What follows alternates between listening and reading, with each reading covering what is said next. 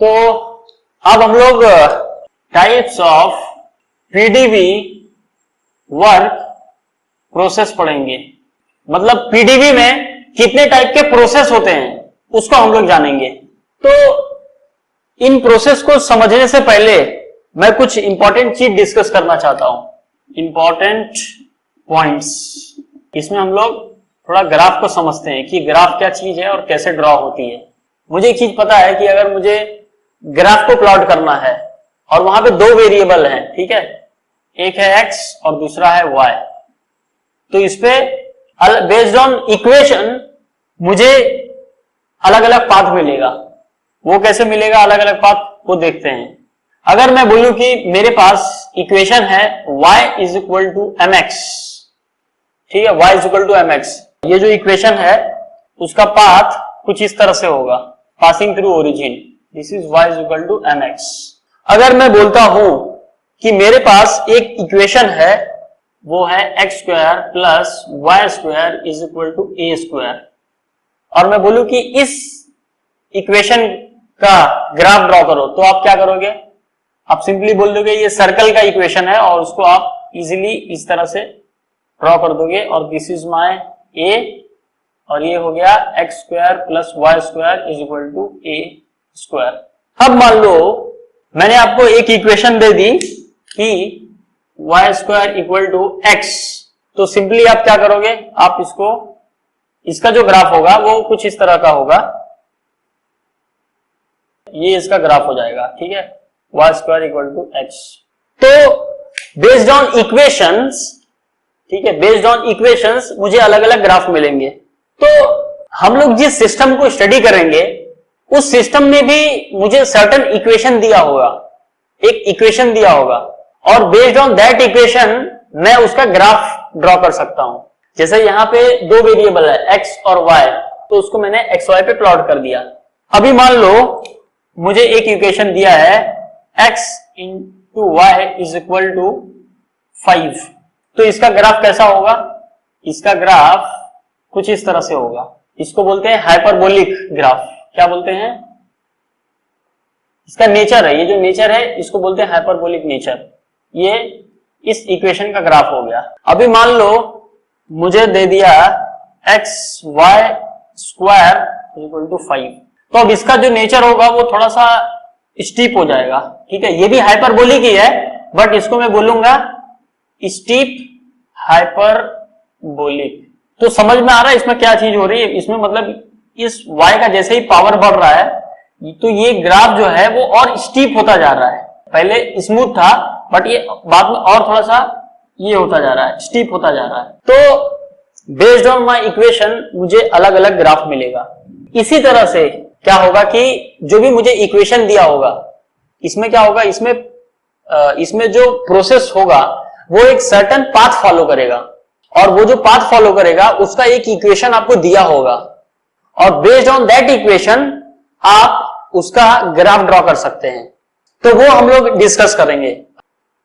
तो प्रोसेस की तरफ बढ़ने से पहले मैं आपको ये बता दूं कि जो भी थर्मोडायनेमिक्स में जो भी प्रॉपर्टीज है वो कौन कौन सी है? प्रेशर मतलब स्पेसिफिक वॉल्यूम, फिर उसके बाद और क्या है?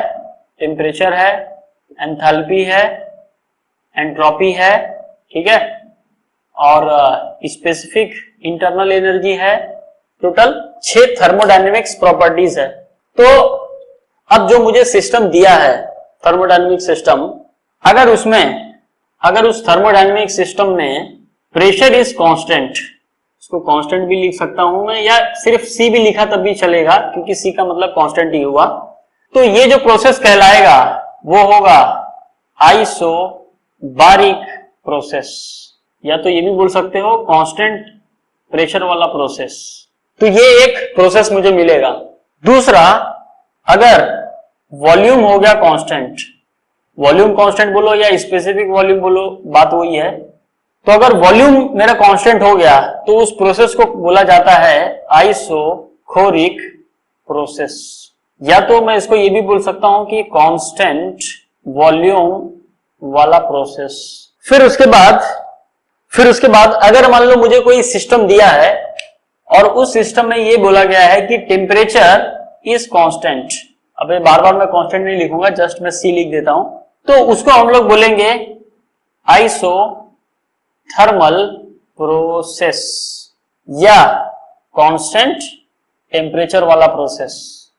ये जो है आइसोबारिक, इसमें भी आइसोकोरिक, इसमें भी आइसोथर्मल।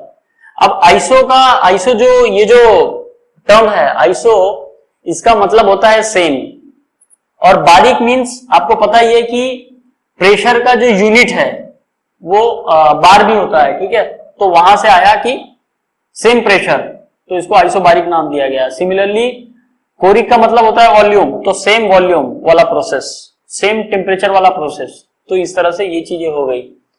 फिर उसके बाद नेक्स्ट है, तो हमने प्रेशर की बात की, हमने वॉल्यूम की बात की, हमने टेम्परेचर की बात की। अब उसके बाद हम लोग बात करेंगे एंट्रोपी की। एंट्रोपी इज कांस्टेंट, तो ये केस में इसको बोलते हैं आइसेंट्रोपिक प्रोसेस या कांस्टेंट एंट्रोपी वाला प्रोसेस। तो ये चार प्रोसेस बहुत ही ज्यादा इंपॉर्टेंट है, और जो भी आपको सिस्टम दिया रहेगा उसमें मोस्ट कॉमनली ये पैरामीटर जो होते हैं कांस्टेंट होते हैं, और उसके अकॉर्डिंगली वो सिस्टम एक पाथ फॉलो करता है और उस सिस्टम को आपको स्टडी करना होता है। तो अब क्या होगा, अब ये जो पीडीवी वर्क होता है उसमें मोस्ट कॉमनली आप देखेंगे कि जो भी पाथ फॉलो किया जाएगा, जो भी प्रोसेस होगी, उसमें इनमें से कोई एक प्रोसेस दिया होगा। इसके अलावा कभी कभी ये भी हो सकता है कि प्रॉब्लम के अंदर आपको एंथैल्पी कांस्टेंट दिया हो, तो जब एंथैल्पी कांस्टेंट होती है तो उसको हम लोग क्या बोलते हैं, आइसेंथैल्पिक प्रोसेस, या इसको मैं ये भी बोल सकता हूं कि कांस्टेंट एंथैल्पी वाला प्रोसेस।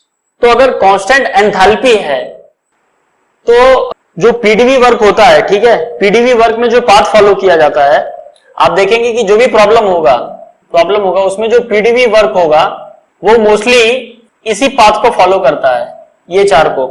और प्रॉब्लम में भी आपको ज्यादातर यही दिया होगा। किसी किसी प्रॉब्लम में ये भी बोला जा सकता है आपको कि जो प्रोसेस हो रहा है वो आइसेंथैल्पिक हो रहा है, कांस्टेंट एंथैल्पी वाला प्रोसेस हो रहा है, तो उसके अकॉर्डिंगली आपको प्रॉब्लम सॉल्व करना होगा। तो कहीं कहीं आपको ये आइसेंथैल्पिक प्रोसेस भी देखने को मिलेगा, लेकिन मोस्ट कॉमनली जो प्रॉब्लम होगा उसमें आप देखेंगे कि यही चार का ज्यादा यूज होता है, ठीक है, मतलब जो भी प्रोसेस फॉलो होगी सिस्टम के अंदर वो ये चारों में से किसी एक को फॉलो करेगी, ठीक है। तो अब हम लोग क्या करेंगे, इन चारों को ग्राफ पे डिस्कस करते हैं और उसका इक्वेशन क्या क्या है वो हम लोग जानते हैं। तो मैं एक जनरलाइज ग्राफ ड्रॉ करता हूं और उस ग्राफ में आपको एक ओवरऑल आइडिया मिल जाएगा कि कौन सा प्रोसेस कौन सा पाथ फॉलो करता है और उसके इक्वेशंस क्या क्या है। तो इसका ग्राफ मैं ड्रॉ करता हूं। अब तो ये मतलब एक हॉरिजॉन्टल और एक वर्टिकल लाइन हो गई। अब मैं इस पे अलग अलग प्रोसेस को आपको दिखाऊंगा। अभी जो भी लाइंस होगी, ठीक है, जो भी लाइंस होगी वो ऐसे जाने वाली है, ठीक है, या तो ऐसे जाएगी या तो ऐसे आएगी। कोई भी लाइन ऐसे नहीं जाने वाली है, कोई भी लाइन मैं ऐसे ड्रॉ नहीं करूंगा। क्यों? क्योंकि अगर मैं प्रेशर और वॉल्यूम का ग्राफ ड्रॉ करूं फॉर पिस्टन सिलेंडर डिवाइस, तो या तो प्रोसेस ऐसे जाएगी या तो प्रोसेस ऐसे आएगी, कभी ऐसे नहीं जा सकता। क्यों? उसका रीजन क्या है, देखो आप, अगर एक पैरामीटर कम होगा तो दूसरा पैरामीटर बढ़ेगा, तो ये होता है मेरा पिस्टन सिलेंडर में। लेकिन अगर मैं ऐसे ग्राफ ड्रॉ करूं, ठीक है, ऐसे वाला, तो इसमें आप देखोगे कि प्रेशर भी बढ़ रहा है और वॉल्यूम भी बढ़ रहा है, जो कि पिस्टन सिलेंडर डिवाइस में पॉसिबल नहीं हो सकता है। हाँ, कभी कभी कुछ ऐसा सिस्टम दे दे जिसमें कुछ ऐसी सिचुएशन दी हो कि उसमें ऐसा हो रहा है कि जैसे जैसे वॉल्यूम बढ़ रहा है प्रेशर भी बढ़ता जा रहा है, उसमें कुछ दूसरे कंपोनेंट का भी यूज होगा, तो डिपेंड करता है सिस्टम कौन सा है। लेकिन मोस्ट कॉमनली अगर पिस्टन सिलेंडर डिवाइस दिया है तो उसमें यही देखने को मिलता है कि अगर एक पैरामीटर बढ़ रहा है तो दूसरा कम होगा और दूसरा अगर कम हो रहा है तो एक बढ़ेगा। तो जो भी मैं लाइन ड्रॉ करूंगा, ठीक है, वो ऐसे ही जाने वाला है, ऐसी लाइन एक भी नहीं होगी। अब देखते हैं,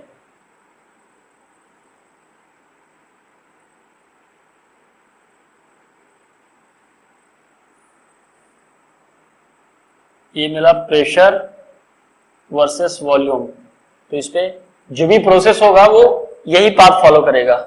जितने भी प्रोसेस है उसका जो जनरलाइज इक्वेशन है वो क्या है, वो है PV raise to n is equal to some constant. और ये जो है ये हम लोग बोल सकते हैं कि this is the equation for polytropic process. Polytropic process मतलब इस इक्वेशन में सब प्रोसेस कवर हो गए, मतलब n की वैल्यू चेंज करो आपको अलग अलग प्रोसेस मिलते जाएंगे। अब n की वैल्यू देखते हैं कौन से प्रोसेस के लिए क्या क्या होगी। सबसे पहला, अगर n की वैल्यू हो गई 0, ठीक है, n की वैल्यू अगर 0 हो गई तो ये क्या हो जाएगा, P और V raise to 0, V raise to 0 मतलब 1, यानी P इज कांस्टेंट, मतलब प्रेशर इज कांस्टेंट। तो ये बन जाएगा कौन सा प्रोसेस, ये बन जाएगा आइसोबारिक। सेकंड नंबर, n की वैल्यू हो गई 1, तो ये केस में क्या होगा, ये केस में मुझे इक्वेशन मिलेगा PV is equal to constant. PV constant मुझे कब मिलता है, PV इज कांस्टेंट तब मुझे मिलता है, अब देखिए अगर मेरे पास आइडियल गैस इक्वेशन है, क्या है, PV is equal to nRT। तो फॉर पर्टिकुलर सिस्टम ये भी कांस्टेंट होगा C1, R भी कांस्टेंट होगा C2, और इसमें ये बोल दिया कि PV इज कांस्टेंट, मतलब ये जो टर्म है कांस्टेंट है। तो C एक constant divided by C1 divided by C2, ये पूरा का पूरा कांस्टेंट है। तो ये पूरा का पूरा कांस्टेंट है, मतलब ये भी एक कांस्टेंट ही आने वाला है, लेट्स से K। तो टेम्परेचर इज कांस्टेंट, मतलब अगर n की वैल्यू 1 है, इसका मतलब जो प्रोसेस है वो है आइसोथर्मल। कौन सा प्रोसेस है, आइसोथर्मल। तो ये हो गया आइसोथर्मल प्रोसेस। इसके बाद तीसरा, अगर n की वैल्यू है गामा, इस चीज को हम लोग बाद में डिस्कस करेंगे गामा क्या चीज है, फिलहाल अभी ये जान लो कि गामा है। तो ये जो प्रोसेस है इसका इक्वेशन कुछ इस तरह से होगा, PV raise to gamma is equal to constant. और ये जो प्रोसेस होगा ये कहलाएगा, क्या कहलाएगा, ये होगा आइसेंट्रोपिक प्रोसेस। मतलब एंट्रोपी अगर कांस्टेंट है तो वो ये पाथ फॉलो करेगा, उसका इक्वेशन ये होगा। इसके बाद जो लास्ट इंपॉर्टेंट है वो है, अगर n की वैल्यू हो गई इंफिनिटी तो जो मुझे इक्वेशन मिलेगा वो क्या मिलेगा, वो होगा वॉल्यूम इज कांस्टेंट। तो अगर वॉल्यूम है कांस्टेंट तो वो कहलाता है आइसोकोरिक प्रोसेस। तो मुझे एक चीज समझ में आ गई कि अलग अलग प्रोसेस के लिए क्या क्या इक्वेशन मिलेंगे, ये क्लियर है। और ये है जनरलाइज इक्वेशन पॉलीट्रॉपिक प्रोसेस, मतलब n की वैल्यू कुछ भी हो सकती है। अब इन प्रोसेस को मैं ग्राफ में प्लॉट कर सकता हूं, ग्राफ पे दिखा सकता हूं वो कैसे पाथ फॉलो करेगा। मैं क्या करता हूं, पहले सिचुएशन में इसमें मैं ग्राफ ड्रॉ करता हूं। अगर मान लो गैस जो है मेरी एक्सपांड हो रही है, अगर मान लो ये है पिस्टन सिलेंडर डिवाइस, इसके अंदर गैस है, तो अगर गैस एक्सपांड हो रही है, गैस एक्सपांड हो रही है इसका मतलब पिस्टन मेरा ऊपर मूव हो रहा है, ऊपर मूव हो रहा है मतलब वॉल्यूम क्या हो रहा है, बढ़ रहा है, और प्रेशर जो है वो क्या हो रहा है, कम हो रहा है। देखो वॉल्यूम बढ़ रहा है और प्रेशर कम हो रहा है, यानी ऐसा पाथ फॉलो करेगा मेरा सिस्टम। तो ये जो ग्राफ है, पहला ये हम लोग देखते हैं, ये जो लाइन है, ये जो प्रोसेस है, इस पे आप देखोगे कि ये वर्टिकल लाइन आ रहा है। वर्टिकल लाइन मतलब क्या हो रहा है, प्रेशर तो चेंज हो रहा है लेकिन वॉल्यूम नहीं चेंज हो रहा है। तो जब n की वैल्यू होती है इंफिनिटी, इंफिनिटी मतलब आइसोकोरिक प्रोसेस, तो उसको हम लोग वर्टिकल लाइन से डिनोट करते हैं, मतलब वॉल्यूम कांस्टेंट है। अब ये तो हो गया। अब इसके अलावा ये वाला देखते हैं, n is equal to 0। n is equal to 0 मतलब प्रेशर इज कांस्टेंट। तो प्रेशर कब कांस्टेंट होगा, जब जो मेरा प्रोसेस है वो कुछ ऐसा जाएगा, ये वाला पाथ फॉलो करेगा। तो ये होगा n इज इक्वल टू 0 के लिए। अब देखो एक चीज मुझे समझ में आ रही है कि n की वैल्यू यहाँ 0 है और धीरे धीरे ऐसे वैल्यू बढ़ते बढ़ते यहाँ पे इंफिनिटी तक पहुंचेगी। तो अब मेरे पास बचे हैं दो प्रोसेस, एक है आइसोथर्मल और दूसरा आइसेंट्रोपिक। तो जाहिर सी बात है इसमें जो n की वैल्यू होती है वो 1 से ज्यादा होगी, यहाँ पे 1 है, तो आइसोथर्मल जो होता है वो कुछ इस तरह से जाता है और आइसेंट्रोपिक जो है वो कुछ इस तरह से जाता है। ओके, मतलब ज्यादा स्लांट होता है, इसका एंगल ज्यादा होता है एज कंपेयर टू आइसोथर्मल। तो अगर मान लो ये जो गैस है वो एक्सपांड हो रही है, कुछ इस तरह से जा रही है, प्रोसेस का जो नेचर होगा वो कुछ इस तरह से होगा और उसकी डायरेक्शन जो है वो ऐसे जाएगी। लेकिन अगर मान लो गैस कंप्रेस हो रही है, मतलब पिस्टन नीचे आ रहा है, तो अगर पिस्टन नीचे आएगा तो वो गैस में क्या होगा, प्रेशर बढ़ेगा और वॉल्यूम कम होगा, प्रेशर बढ़ेगा और वॉल्यूम कम होगा। तो इसको क्या होना चाहिए, इसको कुछ ऐसे जाना चाहिए, इस तरफ ऐसे। तो अगर मान लो ऐसे जा रहा है, अगर ऐसे, तो इसका मतलब क्या हो रहा है, वॉल्यूम जो है वो कम होता जा रहा है, प्रेशर बढ़ता जा रहा है। तो वो केस में क्या होगा, जो प्रोसेस है मेरा वो इस तरह से पाथ फॉलो करेगा। तो समझ में आ रहा है क्या चीज हो रहा है। जो भी टाइप्स ऑफ रिवर्सिबल प्रोसेस हैं अलग अलग, that is isobaric, isothermal, isentropic, isochoric, इसका इक्वेशन क्या है और ये कैसे कैसे पाथ फॉलो करेगा।